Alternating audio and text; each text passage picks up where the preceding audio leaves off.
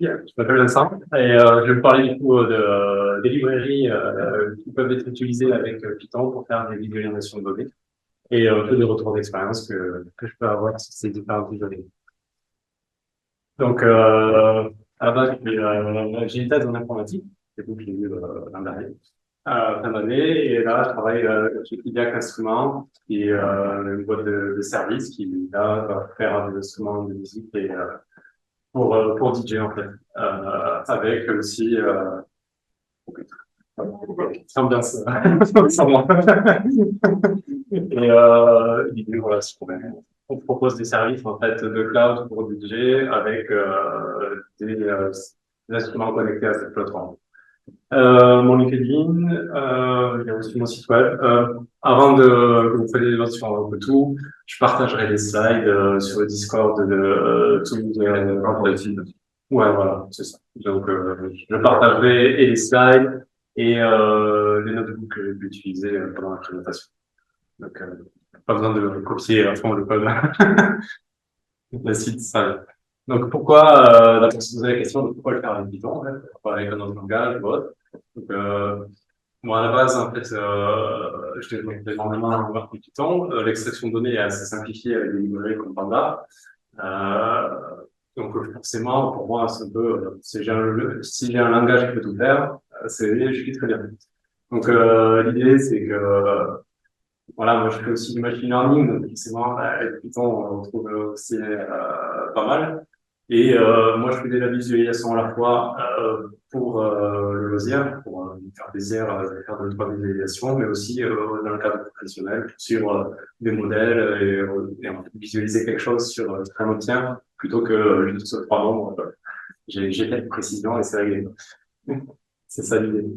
Et donc voilà, c'est ça. Et on peut la peine d'apprendre un langage juste pour faire de la visualisation. C'est pas. Alors, donc, avant de commencer, du coup, il y a plusieurs types d'outils. Donc, je les ai classés grosso modo en deux parties, c'est qui sont spécifiques, qui vont être là pour faire un type de graphique. Donc là, plutôt, là, j'en ai partagé quelques-uns qui sont pour les graphes. Les graphes et les systèmes de réseau. Quand on a un réseau Facebook, on voit ses amis proches, ses amis, etc. Donc ça, c'est des librairies que je vous ai laissées, qui sont vraiment spécifiques pour faire des graphes. Donc, moi, ce que je vais me concentrer sur ma présentation, c'est des outils qui sont plus génériques, c'est que ça fait à la fois des graphes, mais aussi des barplots, des scalarplots, enfin, en gros des diagrammes à barres ou des diagrammes à points ou même bien plus varié que ça. Donc, c'est pour ça que là, sur la présentation, ce sera ce que j'appelle les outils génériques.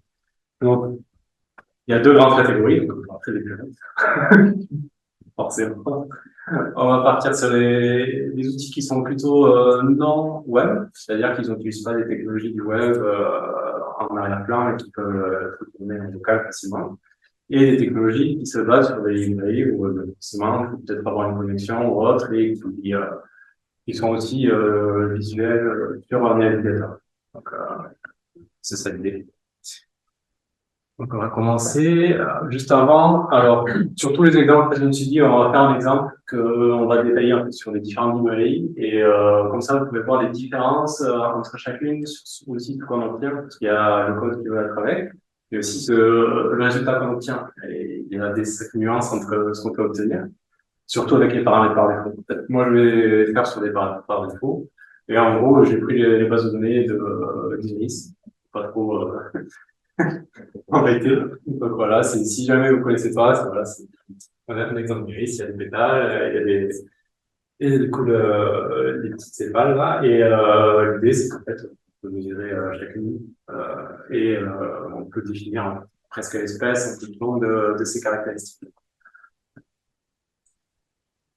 C'est une approche très, bon, forcément, sciences de données. Donc, je vais partir sur les parties non web. Et on va commencer avec Matplotlib, qui est la librairie, on va dire, la première qu'on risque de trouver en général, parce que tellement la communauté est grosse autour en fait, de cette librairie-là. Donc, c'est une librairie qui est plutôt basée sur Qt, qui est quand même assez définie comme le standard sur le langage Python. On on retrouve dans beaucoup d'autres librairies en fait, qui peuvent directement Matplotlib dedans. Surtout en fait dans le deep learning et tout ça. En fait, ce qui se passe, c'est qu'on a souvent en fait plein de librairies pour le deep learning. Et par défaut, Matplotlib est supporté, les autres, c'est presque au cas par cas. Donc c'est pour ça qu'elle est assez connue aussi. Et puis aussi, c'est quand vous utilisez Panda, vous avez une API en fait aussi à l'intérieur. Et quand vous générez des histogrammes avec Panda, en fait, c'est Matplotlib qui est juste derrière. Donc c'est vraiment la librairie qui est utilisée comme standard. Après, c'est pas parce que c'est une librairie qui est un peu win qu'on peut pas obtenir des résultats incroyables déjà avec juste une librairie comme ça. Donc ça, c'est une carte en fait des rivières de la pluie. Donc c'est un outil qui peut paraître un peu simplé au départ quand on regarde comment il est fait, mais les résultats peuvent être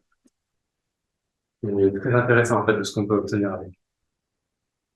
Donc là, je vais faire on commence un petit peu dans le dur. Donc, en gros, grosso modo, l'idée, c'est qu'on a une librairie en C. Chaque fois, on va avoir un port. On va ensuite créer, du coup, une figure avec une taille. Et après, c'est là où on se dit, en fait, là, je vais faire un affichage de nuage de points. Et en fait, avec Matplotlib, il faut se taper le fait de dire, bon, voilà, j'ai toute cette liste de points à afficher. Donc, forcément, on a une boucle sur nos différentes espèces, parce que l'idée, c'est qu'on veut quand même afficher sur notre nuage de points, ça c'est le point de telle espèce, ça c'est le point de telle autre espèce.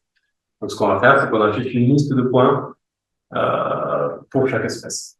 Donc, il y a cette partie-là, et ensuite, en fait, sur la partie du bas, c'est plutôt qu'est-ce que je mets en label en masse des abscisses, en label de ordonnée, en titre, et si on affiche une légende ou pas, et après, j'affiche mon graphe.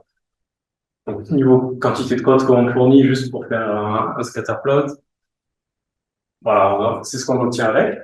Donc là, on se retrouve avec nos différents points. Là, on a une couleur par point et on a l'abscisse, nos ordonnées et notre titre qui est juste en haut. Donc, en soi, on est content de ce qu'on veut. C'est vrai que ça peut paraître assez volumineux directement d'avoir tout ça comme code, mais c'est un peu le langage comme il est fait au niveau de cette librairie. Donc, les avantages, c'est que c'est forcément l'une des librairies les plus utilisées en visualisation en Python. On peut travailler localement. On n'a pas besoin d'avoir une connexion Internet ou autre pour être apte à faire des graphiques avec. On a une grande communauté donc, de documentation de partout, on peut poser des questions facilement. Et bon, ben, dans les inconvénients, j'ai une verbeux, parce que c'est vrai que c'est plutôt assez verbeux. Il faut faire une déclaration pour avoir les abscisses, une déclaration pour avoir les ordonnées, une pour avoir le titre. Ça devient très vite assez lourd. Par expérience, j'ai essayé de faire des interfaces dynamiques avec, c'est-à-dire que je place mon curseur sur un point. Là, ça marche. C'est déjà beaucoup plus joli à écrire et surtout, c'est pas fluide. Hein. Dès qu'on arrive à un certain niveau un nombre de points, on dépasse la centaine de points, déjà, on sent que on est sur une librairie très lourde. Donc, ça reste un inconvénient à connaître, en fait. C'est le dynamique avec Python et Matplotlib, on peut mieux passer à côté, je pense. Mais après, voilà, à part le fait que certains cas, ça peut être très difficile. Globalement, on peut faire énormément de choses avec cette librairie. C'est un bon point de départ.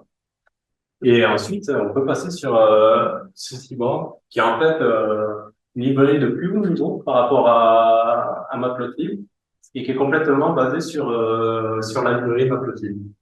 Donc l'idée, c'est de fournir à la base des graphiques statistiques. Donc là, j'ai eu quelques exemples de ce qu'on peut trouver en fait avec ce genre de librairie. Donc, ouais, voilà, ça peut être une évolution des prix. Là, ça va être des histogrammes un peu stackés. Mais enfin, en gros, on a plusieurs en fait informations sur le prix par année et en fait, on a une partie les unes sur les autres et après, j'ai mis d'ailleurs un moustache. Donc, en soi, on peut faire avec cette librairie tout ce qui est affichage statistique facilement. Donc là, on se retrouve avec ce code-ci pour faire la même chose qu'on a vu tout à l'heure. Donc là, on se retrouve, on donne notre data frame directement. Et après, bon, on dit juste, bon, voilà, les X, c'est ça, les Y, c'est ça. Et après, les catégories, donc en gros, les couleurs, on dit que c'est des espèces. Après, bon, on est sur Matplotlib, donc on veut changer les abscisses avec les ordonnées. Bah, forcément, il y a encore une déclaration ligne par ligne. Mais on n'a plus à faire notre boucle où on doit dire telle catégorie, tu vas tracer tous les points de cette catégorie-là. Donc c'est un avantage déjà sur la quantité d'écriture. Donc là, effectivement, on retrouve exactement le même type d'affichage tout à l'heure. C'est vrai que j'avais pas noté, mais il y a des petits outils en fait avec notre livre où en gros on peut déplacer un peu sur le graphe. Comme il n'est pas dynamique, il y a pas forcément de zoom, donc c'est assez limité. Une interaction à ce niveau-là. Bah après, l'un des autres avantages, par exemple avec Seaborn, c'est là j'ai voulu faire un nuage de points avec un repos de la même, mais l'intérêt de ce genre de librairie-là, c'est par exemple de faire un nuage de points avec histogramme sur les côtés, c'est-à-dire qu'on fait une droite de régression. Donc là, c'est un petit peu ce que j'ai fait. Donc en gros, j'ai appelé avec notre data frame, pareil, je mets les axes, ce que je vais avoir en abscisse à un moment donné. Là, je lui dis que ça va être une régression. Et bon, en gros, je lui dis une couleur à appliquer. Parce que oui, l'avantage, c'est vrai que sur cet exemple que j'avais mis, c'est avec Seaborn, c'est aussi simple que ça de changer de thème. En fait. Il y avait une liste de thèmes, on tape juste le nom du thème et il apparaît. Donc voilà ce qu'on obtient avec du coup 5 lignes, hein, évidemment. Donc on arrive à avoir un image de points, notre ligne de régression, les histogrammes sur les distributions de points sur les abscisses, sur les ordonnées, avec une courbe gaussienne sur nos représentations des histogrammes. Quand on fait des maths, c'est vachement pratique d'arriver à ce résultat-là en très peu de temps, en fait. C'est surtout ça. Donc voilà, pour moi, souvent, c'est les thèmes qui sont intéressants, les fonctions de très haut niveau. Alors, en fait, en très peu de temps, j'ai pu avoir un résultat qui est assez complexe parce que derrière, ça fait une régression et ça l'affiche en plus. Et en plus, ça calcule des histogrammes sur la site, sur les ordonnées. Donc, c'est quand même assez puissant en fait qu'on peut faire en quelques lignes. Les inconvénients, c'est qu'il y a toujours un peu de verbeux sur le côté, forcément de devoir faire une ligne pour le titre, une ligne pour l'accès de l'abscisse, ce que ça va donner. On est quand même sur quelque chose de toujours lié à Matplotlib, hein, c'est normal, c'est ça qui est en fond. C'est toujours pas forcément pour les traces dynamiques, hein, ça peut solutionner ce problème-là. Et ça ne permet pas forcément, comparé à Matplotlib où là, l'étendue des possibilités est vaste, là, on est quand même sur des graphiques statistiques. Donc, c'est pour ça que là, on part sur vraiment complètement quelque chose de différent. Donc, c'est Pigalle. Donc là, en fait, c'est un moteur écrit en Python qui va générer du SVG.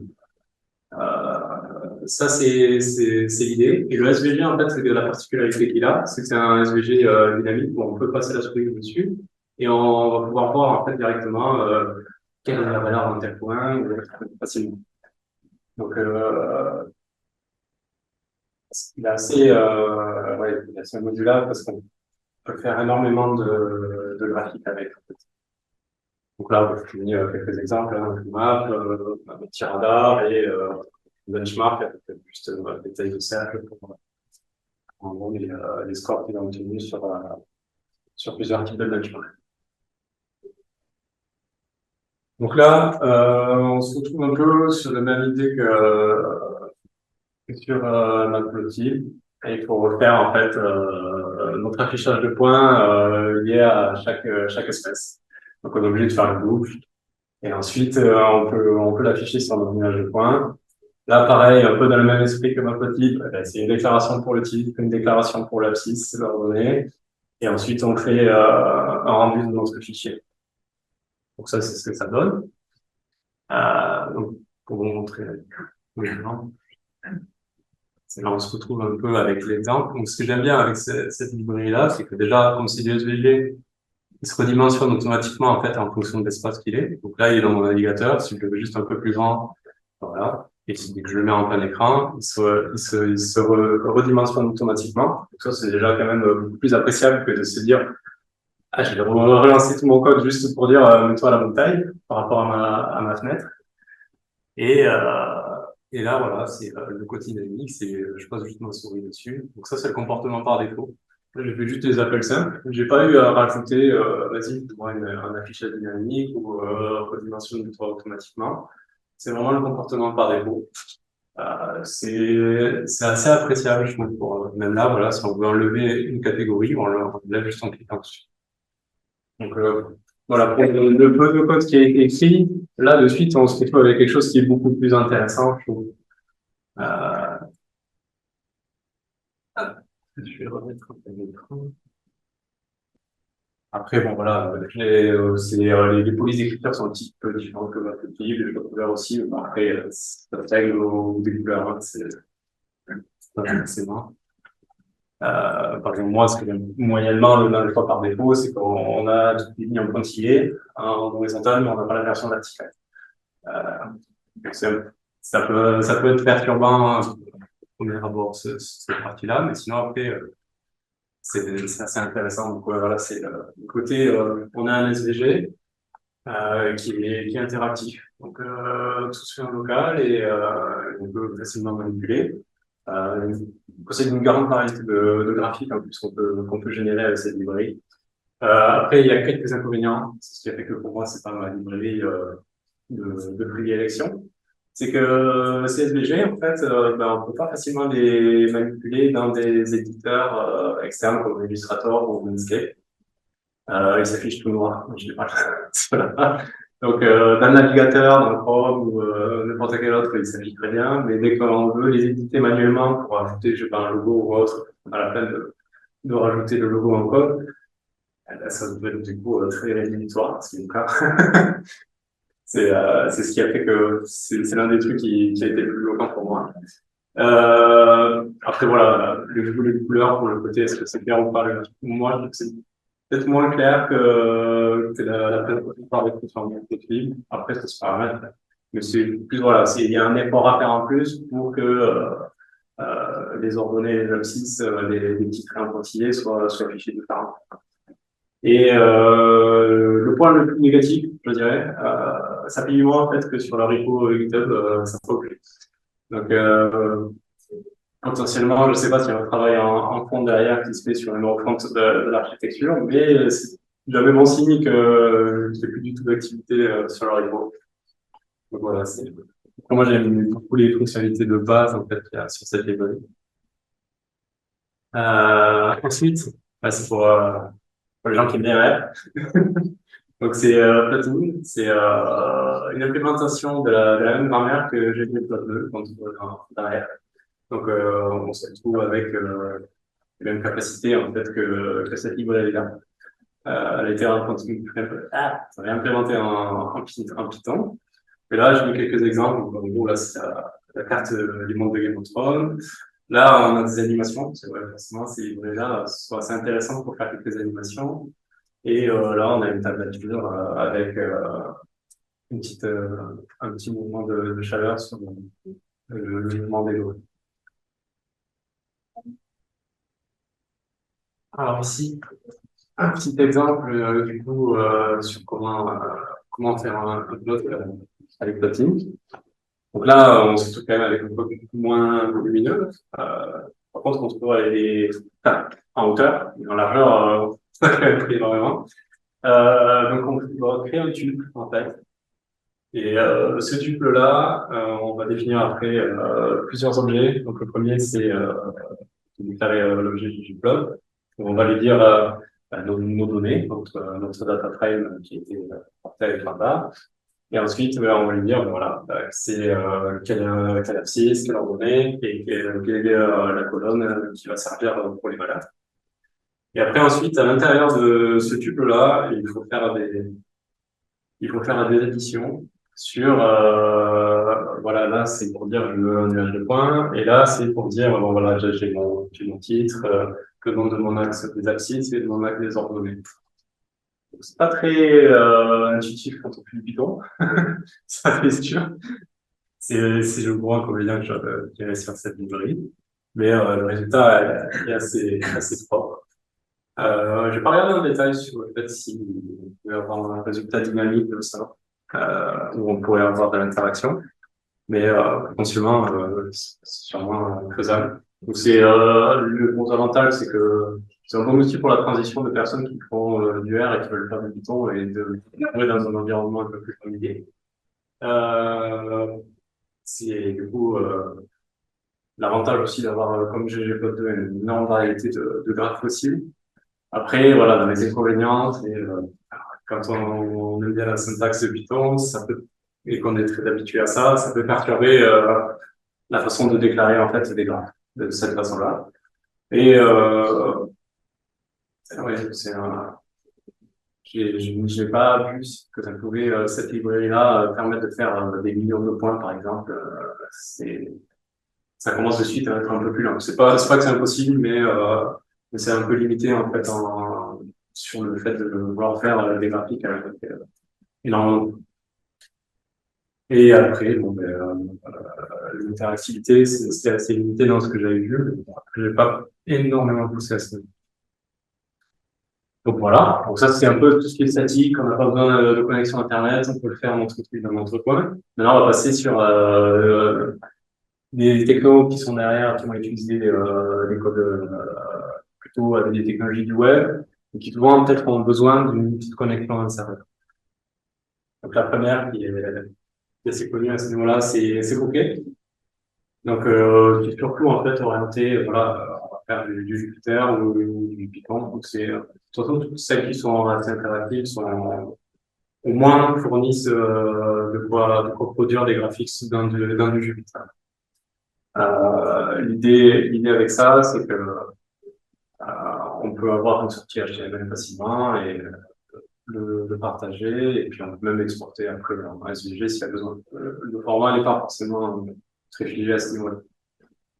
On peut créer aussi une tableau de bord, c'est-à-dire qu'on peut avoir des petits boutons sur le côté, et, dire voilà, là je veux juste tel truc, ou tu sais pas, par exemple, sur ça on pourrait dire je veux juste afficher les pays commençant par E, le premier toggle, et voilà, plein de petits widgets qu'on a comme sur un site internet. Et ensuite, l'un des points forts de cette librairie aussi, c'est la capacité à utiliser WebGL. Quand on va afficher énormément de points, c'est vachement pratique, ça le supporte directement. Donc, surtout un des points forts en fait, de cette librairie, c'est que potentiellement, en fait, on peut utiliser l'accélération de cartes graphiques pour des graphiques vraiment complexes, en fait, où il y a énormément de points ou énormément de tracés, et ça fait, on peut faire du coup de faire de par une si on a besoin. Voilà. Alors, au niveau code, on est sur quelque chose un petit peu plus différent. D'un bokeh, toujours il faut une source, en fait. Donc, il faut déclarer, on prend notre pathfile, on dit que c'est une source, c'est un peu ça l'idée. Et ensuite, on va créer une figure. Quand on crée la figure, en fait, c'est là où on va donner directement le titre, l'axe des abscisses, le nom qu'on va avoir, l'axe des ordonnées, le nom qu'on va. Un peu inverse comparé à MatPlotlib à ce niveau-là. Et après, ensuite, on va définir qu'on va générer des cercles. Donc, ces cercles, ils sont sur telle colonne, toujours. Enfin, voilà, c'est les colonnes pour la source, les colonnes pour l'ordonnée. Notre source qu'on a déclarée qui est en fait notre data frame. C'est bizarre qu'elle ne prenne pas par défaut de data frame, c'est comme ça qu'il fonctionne. Et ensuite, on est obligé de donner la palette. Ça, c'est le truc qui est un petit peu lourd.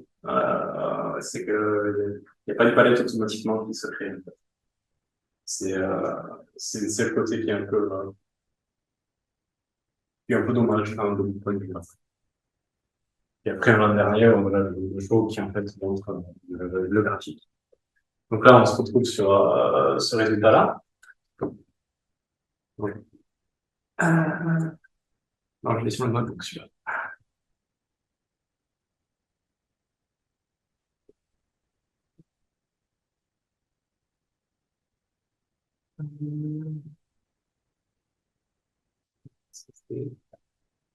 Voilà, ça c'est du coup notre graphique généré par Bokeh. Et l'idée là, c'est pareil, c'est on n'a pas d'interaction directement avec les points pour afficher ces abscisses et coordonnées. C'est possible à faire, mais bon, ça requiert du coup de rajouter un peu de code pour dire voilà, il faut que tu mettes le tout avec telle donnée dans la petite boîte qui va apparaître sur le côté. C'est un truc par défaut. Les choses qu'on peut faire, c'est je manipule comme ceci en dépassant mon point de vue et je peux zoomer en faisant une sélection ou alors en faisant un zoom avec une molette. Donc ça, c'est ce qu'on obtient par défaut en fait avec cette librairie. Euh, Par expérience, c'est vrai que c'est assez pratique et c'est la librairie sur laquelle j'avais le moins de difficultés à afficher des graphes très complexes en fait. C'est assez impressionnant. C'est un peu verbeux. Donc c'est quand même une API de haut niveau. On n'est pas sur on va tracer point par point. Euh, ça génère énormément de points, même de tracés ou autre. C'est surtout le point le plus important en fait qui est à revenir sur cette librairie-là. Il y a le côté aussi, on peut vraiment personnaliser les petits widgets sur le côté. On peut rajouter des boutons ou autre. C'est assez pratique. En fait, pour faire une petite application démo, c'est vraiment très sympa. Après, voilà, c'est que c'est pas forcément très facile. La syntaxe, elle est pas super intuitive au départ. Même quand on vient de Python, c'est déjà plus intuitif que Plotline. Mais on est sur une interface qui demande en fait de comprendre comment fonctionnent les sources en fait et comment gérer ces sources-là. Parce que là, je montre un cas assez simple et idéalique, mais quand on veut manipuler en fait et on va avoir de l'interactivité avec l'application, il faut faire beaucoup de travail sur les sources. Et c'est une librairie où le côté 3D un petit pêche un peu par rapport au autre. C'est plus ça. Et ouais, c'est un truc qui m'est arrivé aussi, c'est que en fait à la base ça génère du coup une figure, mais cette figure-là, en fait, le code JavaScript par défaut qui va permettre l'affichage, il est téléchargé sur les serveurs de Bokeh. Les serveurs de Bokeh sont tombés, et ben on n'a plus rien. Et moi, par exemple, ça m'est arrivé de faire une carte avec les tailles de météorites et tout ça, et en fonction de lesquelles se sont écrasées sur la Terre. En fait, c'est le type de carte qui fournit, enfin, la carte impôt, ils ne le fournissent plus, du coup, je me retrouve quand même des fois. Donc, c'est un peu l'inconvénient de ces livrets-là. Surtout avec celle-là, j'ai eu quelques petits soucis de ce style. Donc après, ensuite, on est sur Kotlin. Je sais pas s'il y en a quelques-uns qui en ont entendu parler, mais c'est l'autre grosse librairie, en fait, basée sur des technologies web. On peut faire des visualisations avec de l'animation. Donc ça, c'est un truc que bloqué, c'est beaucoup plus dur à faire. Mais c'est assez impressionnant ce qu'on peut faire, en fait, avec Kotlin des fois. Bon, là, j'ai un exemple de carte et le diagramme à barre pour montrer un petit peu l'esthétique que ça donne aussi. C'est une librairie aussi, on peut utiliser WebGL. Par expérience, c'est très très pratique aussi. Je dirais que Bokeh a un peu plus de capacité à afficher plus de points. Après, ça dépend de la machine. Hein. Voilà, c'est un petit. Sur un ordinateur portable comme ça, on voit la différence. Une machine de guerre, je pense pas que c'est plutôt ça. Et ce qui est avantageux avec cette librairie-là, comparé aux autres, c'est qu'elle n'est pas spécialement destinée qu'à Python. Elle est aussi disponible pour R et aussi on peut l'utiliser dans JavaScript directement. Donc pour ceux qui sont pas forcément Python, j'imagine. Donc c'est une librairie qui est assez intéressante à ce niveau-là. Donc là, on retrouve sur l'affichage de notre nuage de points. Là, on est sur la version très light de ce qu'on peut avoir au niveau code. Donc là, on lui dit, voilà, c'est notre data frame. Là, c'est les axes sur lesquels on va regarder les bonnes colonnes. Et là, notre catégorie qui est du coup espèce. Et on met dans la label et le titre. Et après, on fait juste un affichage. Donc c'est là où en fait on obtient ce genre d'affichage. Et en pratique, c'est comme pour Pigalle avec le SVG dynamique, c'est que Bokeh ne le fait pas par défaut, mais sur Plotly, on est pareil par défaut. Là, le redimensionnement se fait en direct.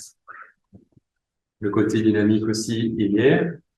On peut enlever les couleurs certaines catégories. Et on a les valeurs par défaut des axes X et Y.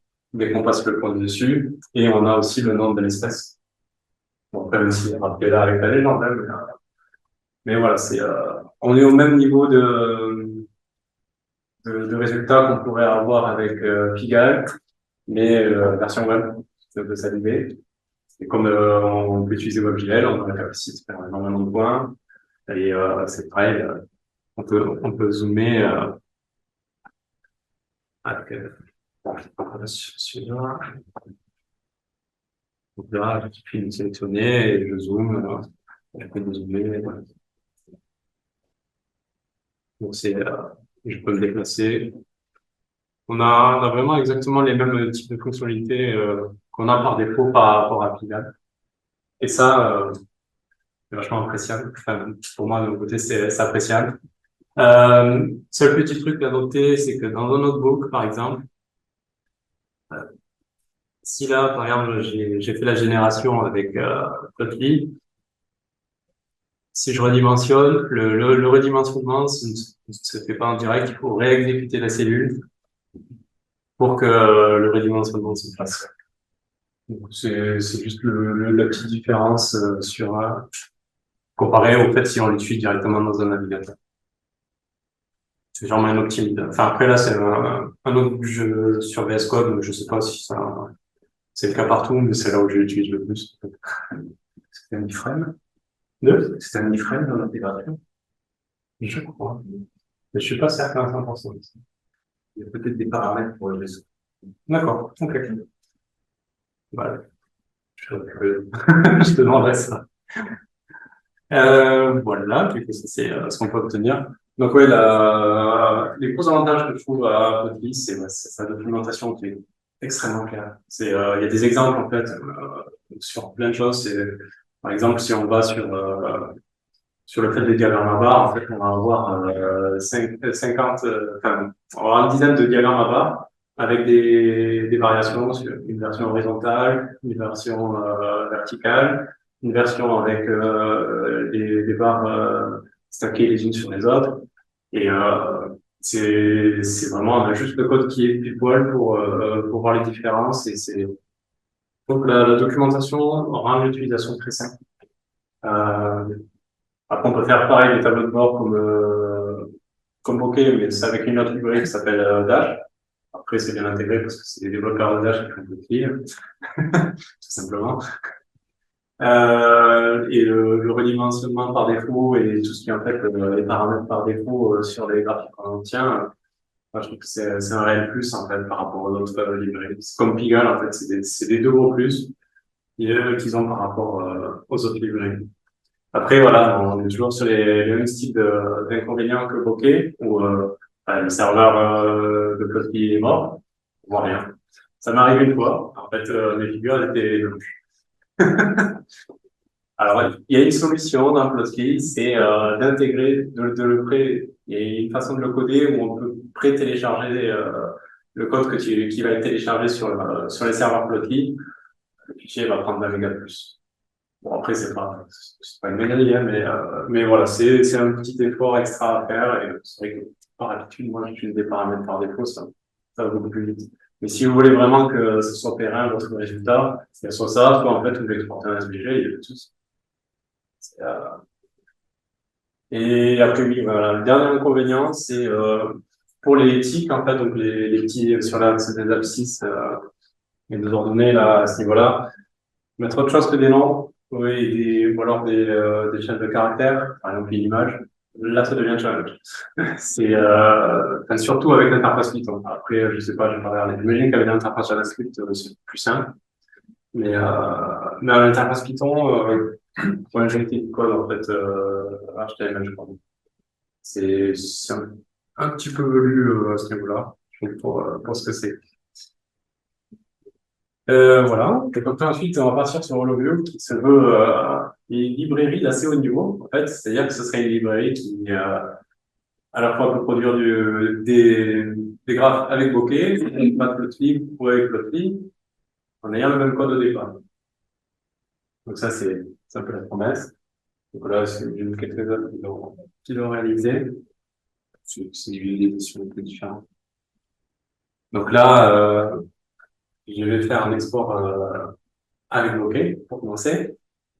Donc là, on se retrouve avec notre scatterplot, le nuage de points. On va définir pareil notre data frame, les dimensions sur lesquelles on va avoir l'abscisse, l'ordonnée et la catégorie. Donc c'est un peu perturbant le fait de se dire Vedim qui prend à la fois l'ordonnée et la catégorie. J'ai pas trouvé plus élégant de faire en fait sur cette librairie.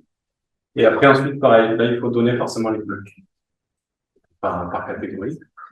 Et ensuite après on donne les options en disant voilà en un coup on peut donner le titre et les labels des abscisses et des ordonnées. Et ensuite là j'ai fait un export avec Bokeh. Donc là, on a une différence par rapport à ce que j'ai généré par défaut avec Bokeh. Donc là, on a une légende qui en plus s'est mis en plein milieu. Donc ça, c'est c'est un peu dommage. Et voilà, j'agrandis l'image. Mais en fait, la production est assez petite. Pour vous donner une idée de comparaison. Et voilà ce que ça donne par rapport aux autres. Donc là, je suis en plein milieu de mon notebook et je me retrouve toujours avec le côté, enfin, le côté où je peux me déplacer, mais j'ai toujours cette légende qui est vraiment grosse et en plein milieu. C'est, moi, ça, je suis pas que enfin, on va dire. C'est que ça demande, c'est possible de l'enlever, de le mettre sur le côté, hein, par défaut. Mais voilà, ça demande toujours un effort supplémentaire que de se dire que par défaut, en fait, ça devrait être propre et limpide, en fait, et c'est pas spécialement le cas. Donc après, ce qu'on peut voir aussi, c'est ça, c'est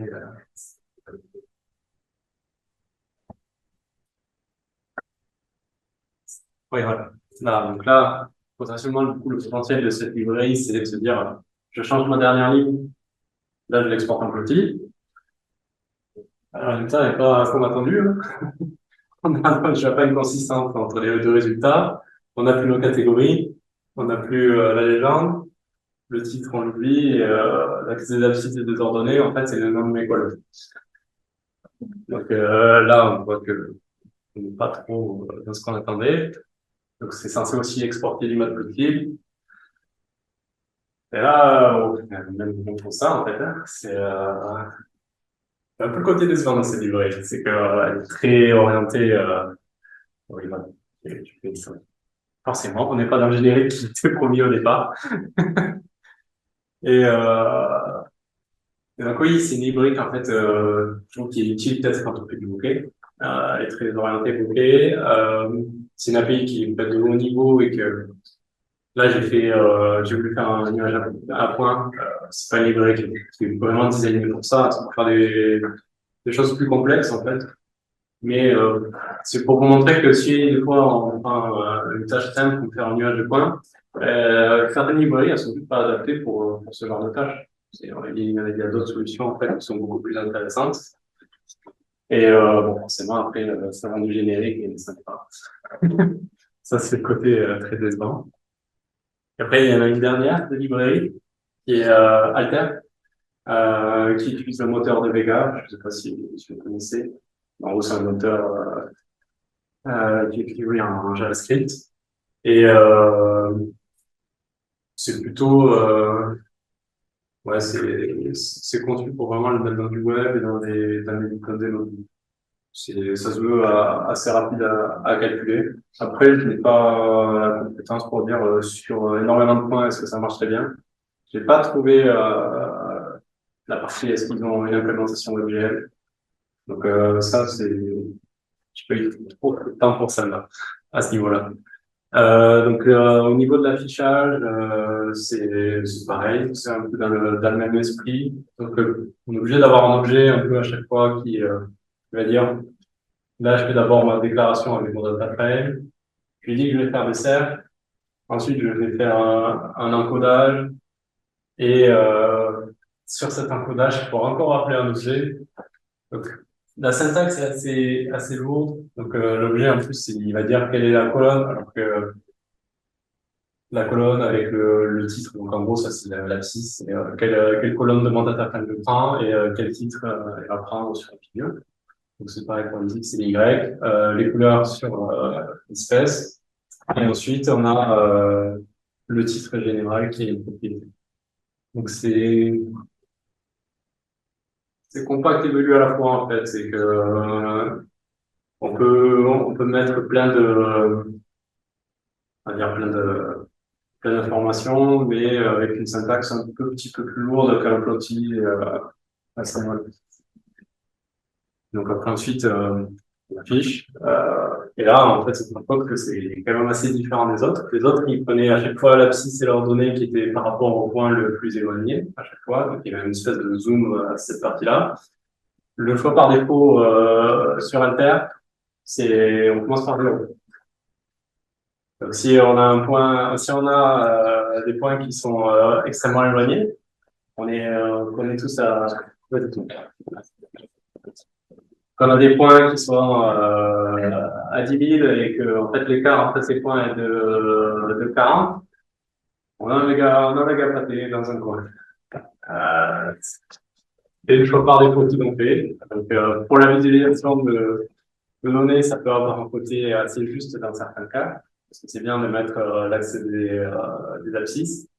Et quand on veut faire des différences, par exemple pour voir les différences entre les tailles des pétales, c'est un peu dommage parce que d'un coup, en fait, on perd énormément de place pour afficher ça. Donc, c'est quand même assez simple d'utilisation, même si la syntaxe est super bonne. C'est vrai qu'après, voilà, l'avantage, c'est qu'il a été bien optimisé pour être dans un notebook. Donc, on peut faire plusieurs plots, aucun souci dessus. Alors que sur un plotly, par exemple, si on arrive sur une dizaine de graphes dans un même notebook, l'interface du notebook peut ralentir des fois. Moi, après, voilà, je l'ai observé sur un ordinateur portable qui n'est pas une bête de course non plus.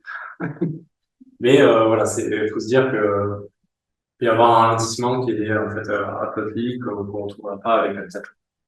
Et voilà, pour moi les inconvénients, c'est que par défaut en fait de se dire il y a tout le temps, on se met tout le temps à l'origine pour voir tous nos points.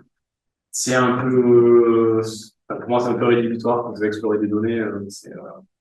Ça me demande un effort supplémentaire pour pouvoir lui dire qu'en fait il faut regarder aussi par rapport à la valeur minimale. Donc c'est un compromis, ça dépend un peu du goût à ce niveau-là, mais c'est vrai que moi ça me gêne un peu. Sur l'interface Python, on peut pas faire un show, en fait, directement. Il faut enregistrer un fichier, puis après lire ce fichier-là. Ça, pour moi, c'est assez beau. Je trouve aussi. En fait, c'est que ils avaient cette méthode-là, et depuis la version 5.0, là on est à la 5.1, ça fait presque un an. Et ben, il n'y a toujours pas de show de possible dans une interface Python. Donc ça, je sais que ça peut, ça peut bloquer beaucoup de personnes, moi le premier. Et la personnalisation de certains graphes est assez limitée en fait. C'est ça l'inconvénient, c'est que c'est une librairie en fait qui est surtout faite pour afficher sûrement point, un peu de temps, de manière assez efficace, mais au niveau résultat des graphiques qu'on obtient, on se retrouve avec un truc assez limité. Et donc du coup, on va réussir à faire une conclusion, on a plein d'outils. Et lequel choisir? Et après, ma réponse, c'est ça dépend en fait de vos besoins. C'est surtout ça.